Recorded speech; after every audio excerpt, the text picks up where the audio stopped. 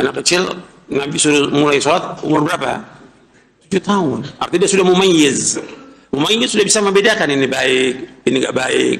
Udah bisa dia untuk diam. Mumayyiz. Karena Nabi menyuruh muru auladakum bis salati wa hum abna'u 10 sinin.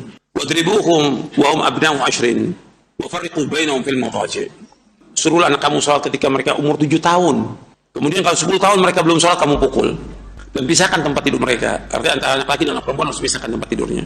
Berarti boleh dibawa ke masjid ketika umur berapa tahun? 7 tahun. Itu melatih dia. Bukan umur 3 tahun, 4 tahun dibawa ke masjid. Bukan. Kalau orang beralasan, kan pernah Nabi naiki oleh Hasan dan Husain.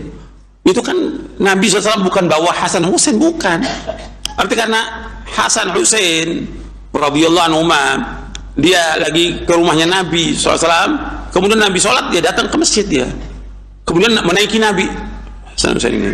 Itu kejadian bukan setiap hari, bukan terjadi seperti itu.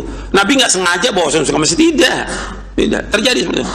Atau ketika Nabi menggendong cucunya Umamah, Nabi gendong, itu kan nggak tiap hari, sekali aja kejadian itu.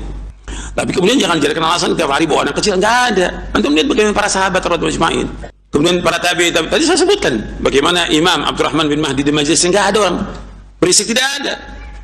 Jadi sekarang solusinya ya dimusyawarahkan dengan ustadznya gimana. Harus ada ketegasan dari panitia dan juga dari ustadznya.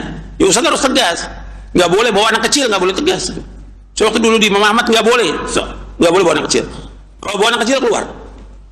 Antum mungkin merasa tidak mengganggu, tapi adanya anak antum itu mengganggu orang lain. Pasti mengganggu orang lain. Apalagi ada yang bawa anak kecil dia sambil makan, di majelis ilmu sambil makan, nyuapin anak di majelis. La haula wala quwwata. Nggak ada tempat lain. Yang lain terganggu akhirnya. Nggak boleh. Tegas. Dan kita nggak ada masalah. Antum bisa dengarkan kajian di rumah, bisa kok. Bisa. Seperti sekarang pengajian yang live, antum bisa dengarkan streaming. Jangan bawa anak ke masjid, jangan ganggu yang lain, sehingga yang lain tadinya nuntut ilmu, gara-gara antum nggak nuntut ilmu, terganggu dengan bawa anak kecil. Nggak boleh, antum ikut dosa nanti. Bawa anak kecil dosa. Kenapa? Karena antum mengganggu orang lain. Nanti ketika antum bawa, yang lain ikut bawa, nah mulai bercanda itu anak, mulai bermain. Karena anak kecil nggak tahu, kan majelis ilmu nggak tahu dia, gitu.